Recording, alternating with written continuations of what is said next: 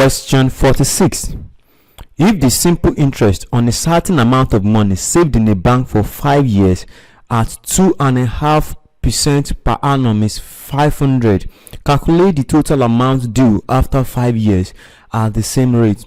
Now, what we have here, they have given us the years, they have given us the rate, and they have given us the interest. But what we are looking for here is the principal that was invested 5 years ago, and they are now asking us what amount will it turn to after 6 years. So first thing, we need to get the principal, then we can now get the interest after 6 years. So first, let us look at the principal, and the principal is interest is equal to P times principal times rate times what?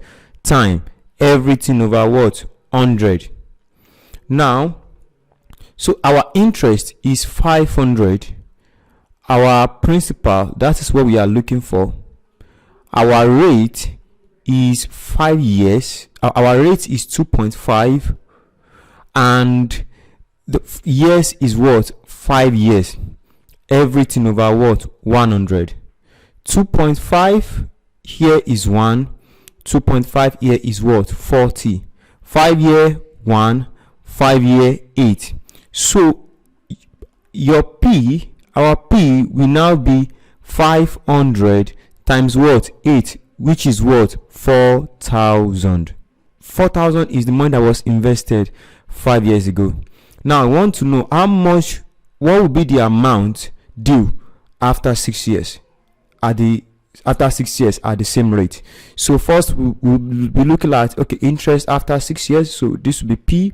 Our P is now what? 4,000 times rate is what? 2.5, and our time is 6 years. Everything over what? 100. 2.5 here 1, 2.5 here 40. So 40.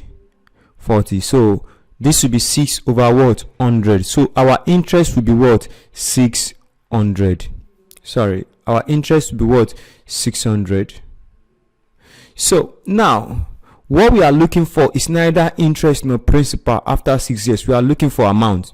And what is amount? Amount is what? Interest plus principal. So it's going to be 4,000. That's our principal, plus our interest now after 6 years is what? 600. So it's going to give us what? 4,600.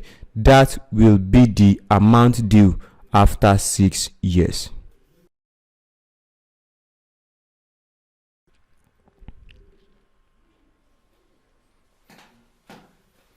Here we are going to calculate variance of this number.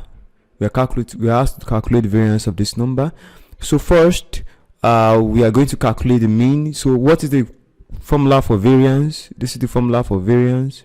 Our variance is summation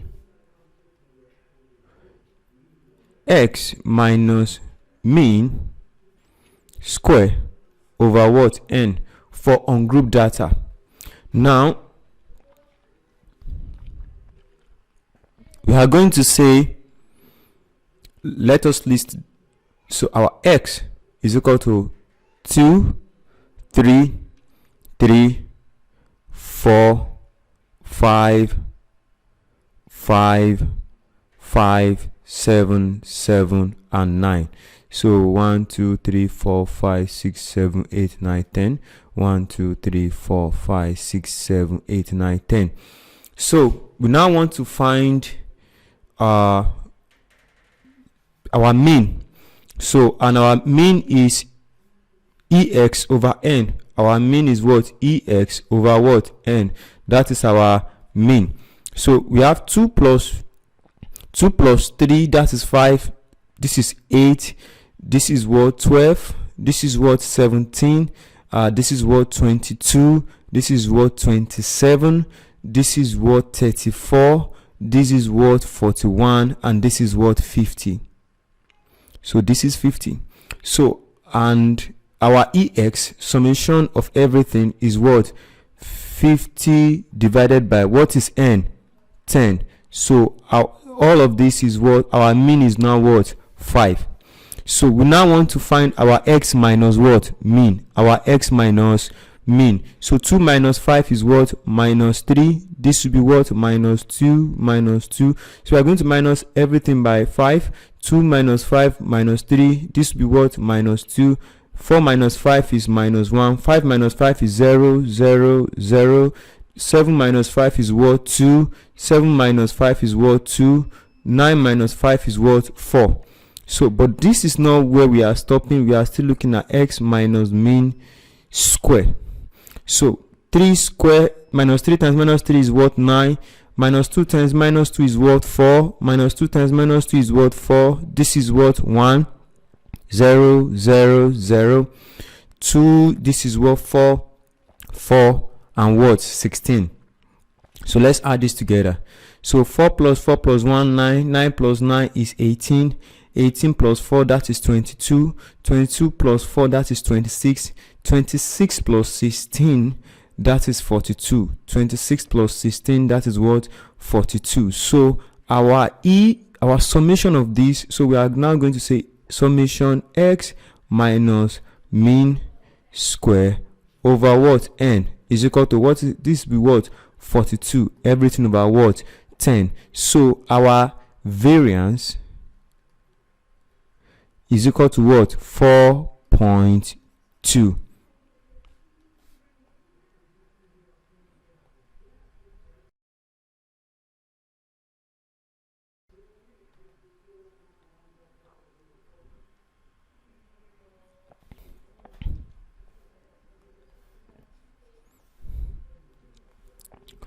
Question 48.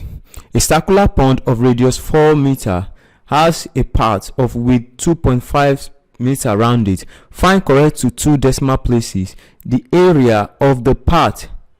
Now we should take pi to be 22 over 7.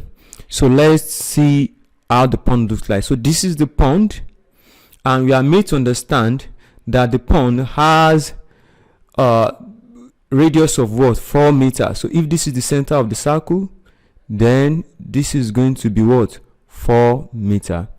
And they now said the part has a width of what 2.5 meter.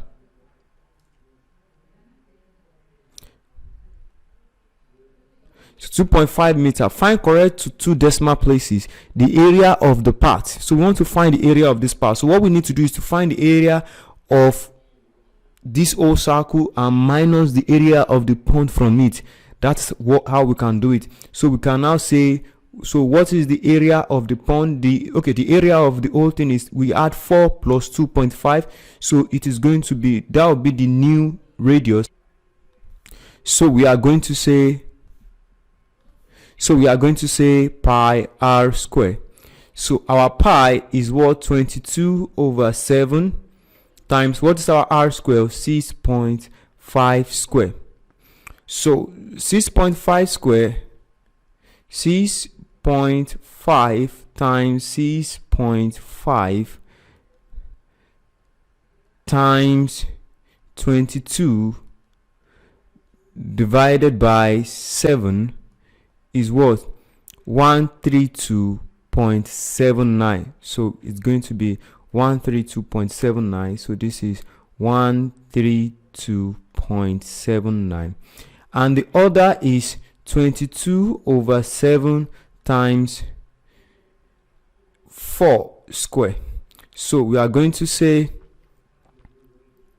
4 times 4 times 22 divided by 7. So that is 50.29. So this is what 50.29. Now when you look at this, you see that this is the radius of the pond. So this is, let me label radius of the pond. This will be radius of the pond plus part. So we want to remove the radius of the pond from radius of the pond plus part. So it's going to be 132.79 minus 50.29. So let us remove that. So this is 132.79 minus 50.29. So our answer is 82.5.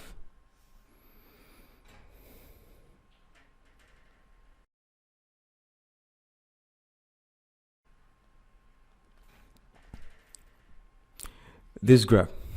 The graph of y is equal to ax squared plus bx plus c is shown in the diagram. Find the minimum value of y. So what we want to find is the minimum value of y. So when we look at this scale is, let's say this is 1 centimeter.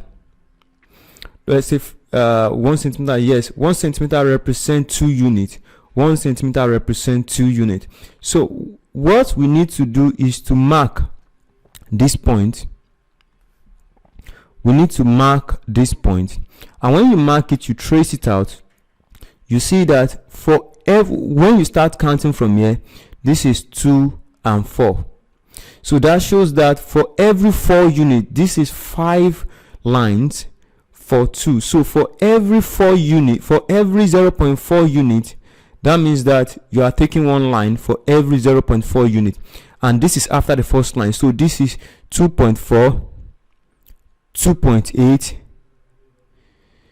3.2, 3.6 and 4. So this place will be 2.4. So the minimum value of y, when you trace it out, we cross y at 2.4. So the minimum value will be what? 2.4.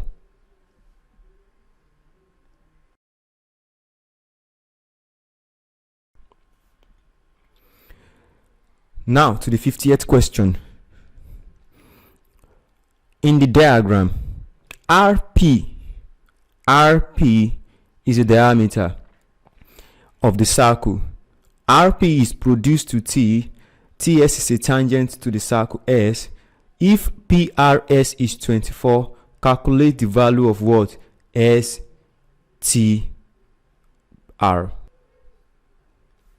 So this is the angle that we are looking for. Now, first thing is for us to understand that this angle is 90 degrees because this is the diameter of the circle. So we say angle in a semicircle is what? 90 degrees. So let me label this to be A, let me label this to be B, let me label this to be C, and let me label this to be what? D. So if we have this, our A is equal to what? 90 degrees. So that is very straightforward, and we say Y, angle in a semicircle. Angle in a semicircle. So this is 90, but our B is what? 24 plus what? 90. External angle of a triangle, because this is an external angle, this and this will be equal to this what? B. So now, but we are looking for our D. We are looking for D here. So now our C here, how do we get our C here? That is why you need to open your eyes very well. Now this is a tangent. We can actually find an alternate segment here. So when we trace the tangent here, 1, 2, 3, 4. That is how to check for alternate segment. 1, 2, 3, 4. 1, 2, 3, 4. So for that, our C is equal to what? 24. Why? Alternate segment. So, and we know that our B plus C plus D is equal to what? 180 degrees. What is our B? Our B is 24 plus 90, which is what? 114. And our C is what? 24 plus D is equal to what? 180 degree. So 114 plus 24, that should be 138 plus D is equal to what? 180. So your D is equal to what? 180 minus 138. So our D is equal to what? 42 degree. And that is the final answer.